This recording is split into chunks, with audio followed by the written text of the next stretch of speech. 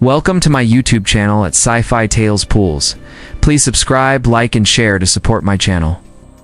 The year was 2245, and the Kingdom of Ardentia was one of the last royal lands left in the galaxy.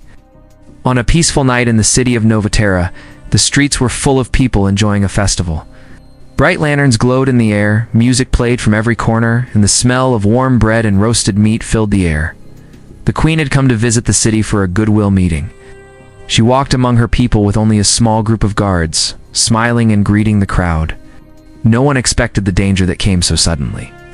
Out of the shadows, a group of armed men appeared.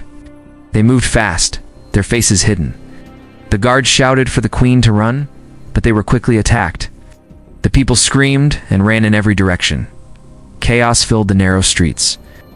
In the middle of the noise and fear, a man named Daniel Cross was standing near a market stall.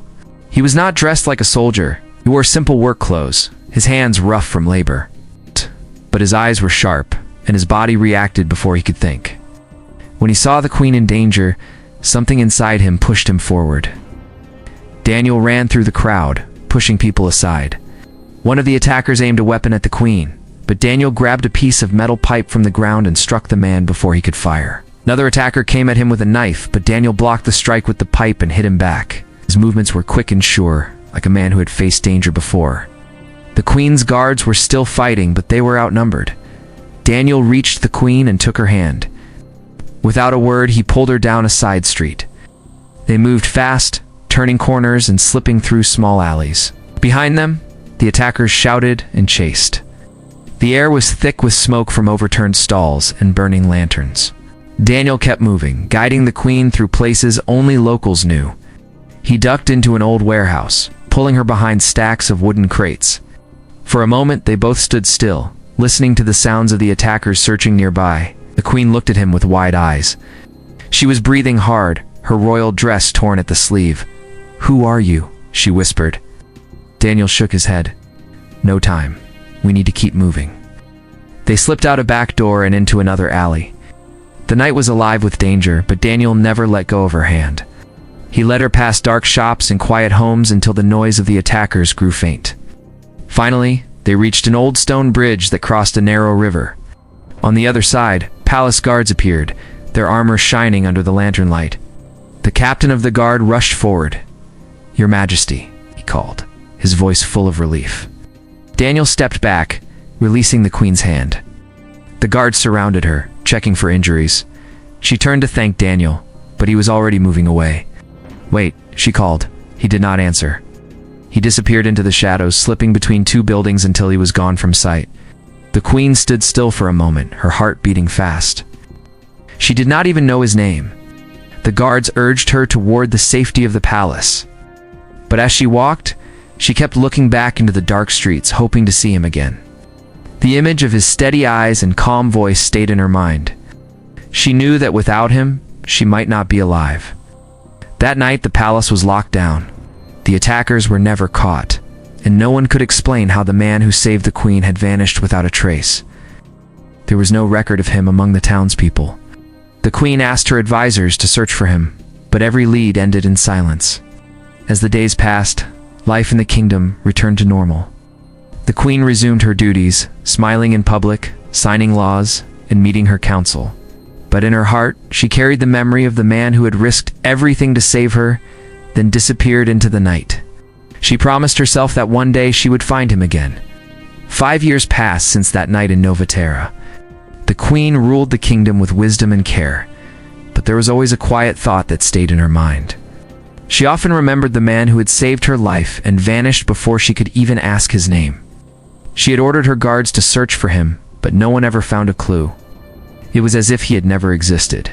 She could not forget the way he had moved through the chaos, the strength in his grip when he led her to safety, and the calm in his voice when danger surrounded them. Many people had called him a hero in the years that followed, but to the queen, he was more than that. It was a mystery that her heart refused to let go. Far from the palace, in the busy port city of Greyport, Daniel Cross lived quietly, worked at the shipyards repairing engines and loading cargo, kept to himself, speaking little, never sharing details about his past. The other workers saw him as a man who preferred silence over talk, a man who kept his head down and did his job well. No one knew that he had once stood between the queen and death itself. Daniel had chosen this life on purpose. After the night in Nova Terra, he had slipped away, changing towns until no one could follow. He did not want to be a public figure. He did not want rewards or titles. All he had wanted was to make sure the queen was safe, and once she was, he thought his duty was finished. But in truth, the memory of that night never left him either. The kingdom was peaceful, but peace was fragile. Rumors began to reach the palace of trouble brewing at the border. A powerful neighboring land was building armies and moving ships toward Ardentia's waters. The queen listened to her advisors speak of alliances, treaties, and strategies, but her thoughts kept drifting to the man she once knew. She could not explain it, but she felt that if she could find him, he would know what to do. One warm afternoon, the queen traveled to the coastal provinces to inspect the defenses there. The docks were busy with workers hauling crates, and soldiers patrolled the shoreline. As she stepped onto the pier, her eyes wandered over the crowd, and then she froze. A tall man was standing by a half-rigged ship, wearing worn work clothes, his hair touched by the sun. He was lifting a heavy engine part with steady strength. The shape of his face, the way he stood, even the quiet focus in his eyes, it was all the same. She knew without a doubt it was him. Her breath caught. She wanted to call his name, but she remembered she did not even know it. Before she could step forward, a group of officers approached to greet her, blocking her view. When they moved aside, the man was gone. The queen's heart raced. She looked over the pier, but there was no sign of him. She told herself she would not lose him again. That night, she called her most trusted guard, Captain Laura Bennett, to her chambers. She told Laura about the man, about the night he saved her, and about how she had just seen him at the docks. Laura listened carefully and nodded. "I will find him," Laura promised. The next day, Laura walked the docks asking quiet questions. Most workers did not know much. But one man said there was a shipyard worker who lived in a small apartment above a tool shop. A man who kept to himself and never stayed in one place for long. Laura followed the trail until she stood at a narrow stairway leading up to a simple wooden door. She knocked, and after a moment, the door opened. Daniel stood there, surprised to see a stranger who knew his name. He studied her carefully, his guard up. "The queen remembers you," Laura said. "She wants to speak with you." Daniel shook his head slowly. "It's better if she forgets me." "She does not want to forget," Laura replied. Daniel looked past her, toward the sound of the waves in the distance. He had lived 5 years trying to stay hidden, but now the past had found him. And deep down, he knew the queen would not stop until she saw him again. Daniel closed the door after Laura left, but he could not sleep that night. He lay awake, staring at the ceiling, hearing her words over and over. "The queen remembers you. She wants to speak with you." It had been 5 years since that night, and he had worked hard to keep his life quiet. He told himself he had done the right thing by staying away, yet part of him wondered if he had been running from something he should have faced. In the palace, the queen waited for news. She trusted Laura to find him, but the days passed with no word. Her duties filled her time, but her thoughts kept drifting to the docks, to the glimpse of that familiar face. She knew her kingdom was facing danger. The neighboring land had begun moving troops closer to the border. Their ships were now spotted on the horizon. Her generals were skilled, but she feared they were too focused on politics and not enough on survival. Laura returned to the docks the next day, but Daniel was gone from the shipyard. She followed rumors to the marketplace, then to a quiet street near the harbor. Finally, she found him again, standing outside a small shop. He saw her and did not run, but his face showed he had little desire to talk. "You should come with me," Laura said. "The queen needs your help." "I am no longer a soldier," Daniel replied. "I have nothing to offer her." "You saved her life once. It means you have more to offer than most." Daniel looked away. "If I go back, it will bring danger to her. My past is not clean. There are people who would use me to get to her." Laura studied him for a moment. "She already faces danger. She is willing to take the risk." Daniel was silent. The waves crashed in the distance, and a cool wind carried the smell of salt. He thought of the queen's face that night, the fear in her eyes, and the way she had trusted him without question. At last he nodded.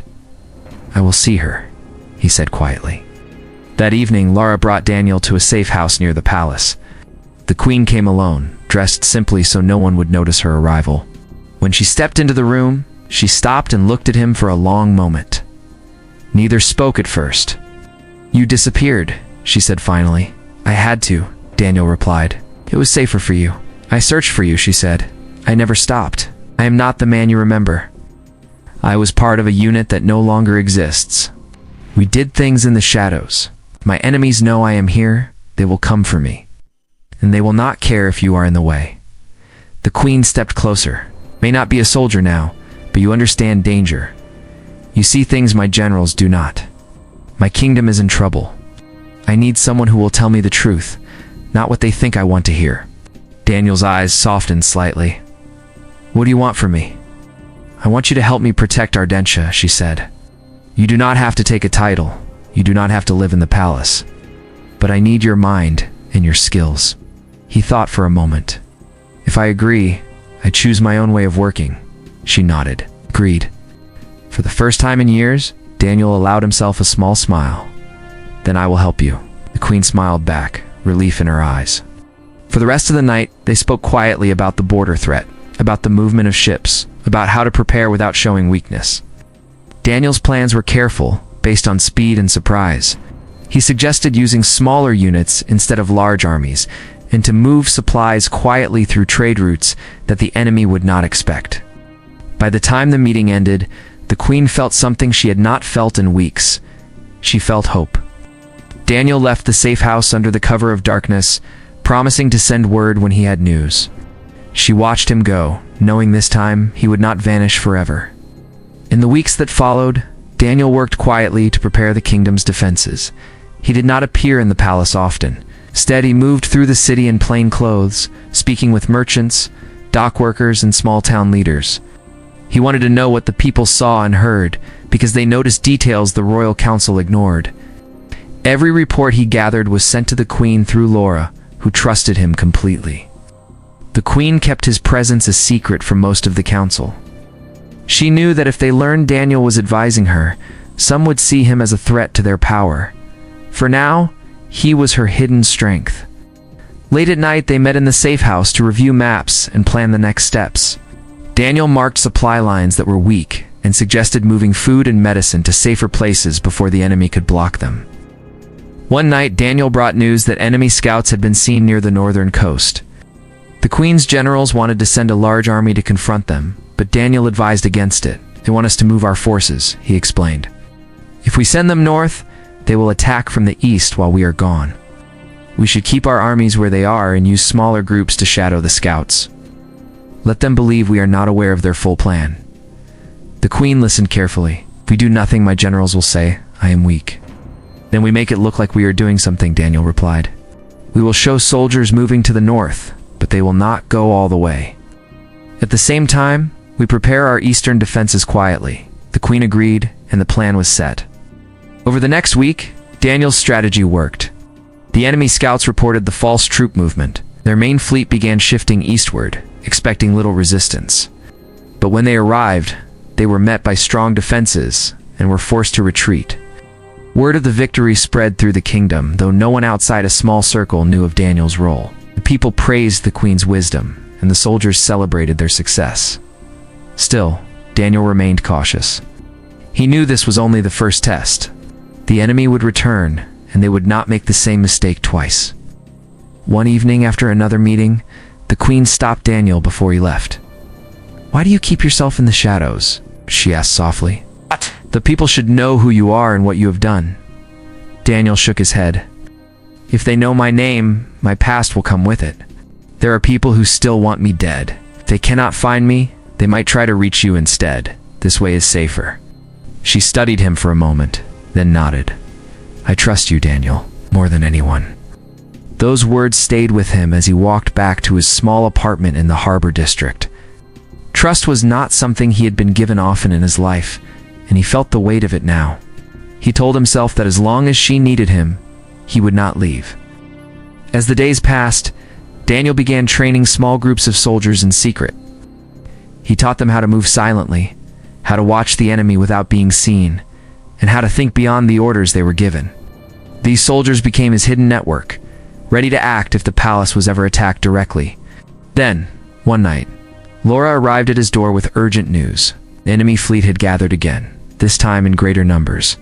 Spies reported they planned to strike the capital itself. Daniel knew this was the moment he had been preparing for.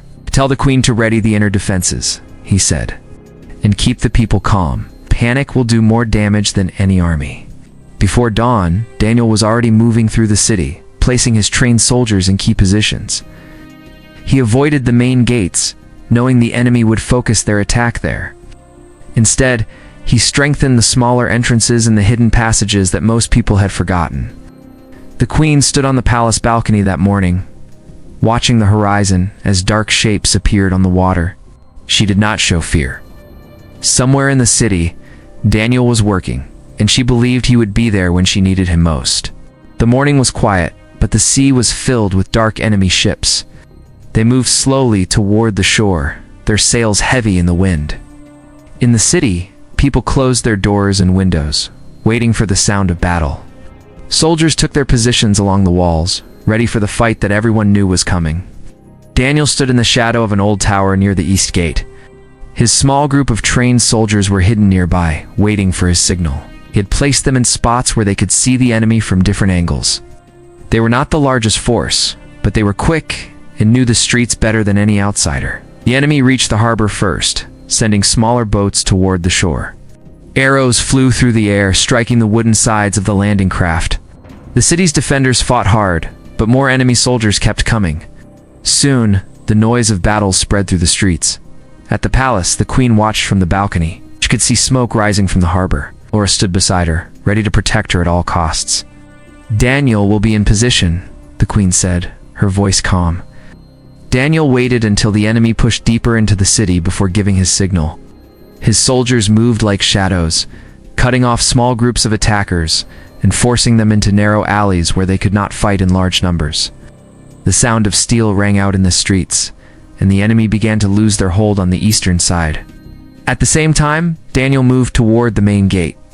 The enemy had focused so much on their harbor attack that they had left a weak spot in their rear guard. Daniel and his men struck quickly, pushing them back step by step. Smoke and dust filled the air, and the cries of battle echoed against the stone walls. The fight lasted for hours. Every time the enemy tried to gain ground, Daniel's forces were there to block them. In the harbor, the city's ships rammed the enemy's smaller boats, breaking them apart and cutting off their supply line. Slowly, the enemy's numbers began to thin. By late afternoon, the attackers began to retreat. Some ran for their ships, while others were forced to surrender. The city's defenders cheered, but Daniel did not relax. He knew retreating enemies could still be dangerous. He led his men to secure the streets, making sure no hidden groups were waiting to strike again. Only when he was certain the danger had passed did he return to the palace. The queen was waiting in the great hall. When Daniel entered, the guard stepped aside, letting him pass without question. His clothes were torn, and his hands were stained with the day's work, but his eyes were steady. "You kept your promise," the queen said. "I told you I would not vanish again," Daniel replied, stepped closer. "The kingdom owes you a great debt. I want to give you a place here as my protector and advisor. You'll have honor, land, and the respect of all my people." Daniel shook his head. "I do not need titles. I only need to know that you are safe. But I will stay, if you will have me. Not as a symbol, but as someone you can trust." The queen smiled. "Then stay. Not because the crown commands it, but because you choose it." Daniel nodded. "I choose it." In the days that followed, the city began to rebuild. People spoke of the queen's courage and the mysterious man who had helped save them. Some said he was a soldier from a forgotten war. Others believed he was a guardian sent by fate. Daniel ignored the stories, continued his work quietly, keeping watch from the shadows, always ready for the next challenge. And though he still preferred to live without fame, he no longer walked away from the palace without looking back. For the first time in years, he had a place where he belonged, and someone who believed in him without question. The queen and Daniel often met in the gardens in the evenings, speaking of the future.